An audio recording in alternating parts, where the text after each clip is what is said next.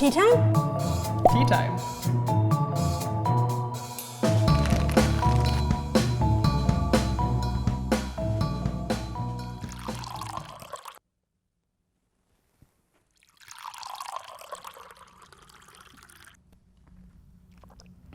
Oh my God, this is really strong. I'm gonna be up all night. I'm sorry, I let it steep for too long, didn't I? That's not your fault.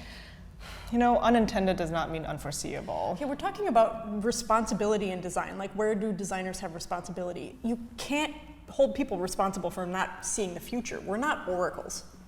Fair enough, maybe not, but you know, I can still blame designers for failing to see externalities. Externalities?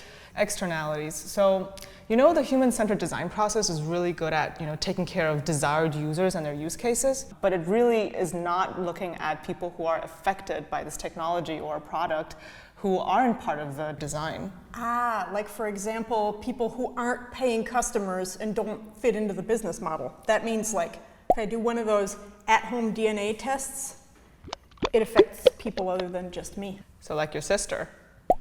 Where did you get that? Did you know that the police caught a serial killer by submitting a sample to one of those services? Okay, you know that there's nobody in my family who's a serial killer, but I get your point. You know how designers are really good at creating personas? Why don't they ever include people who are vulnerable to their product? Perhaps even a persona non grata. I suppose that could work. You know, designers are all about widening their spheres of influence, and I think that would be a perfect way to do it. Really thinking hard about the potential impact you can have, not just on the people you're designing for, but on the entire society.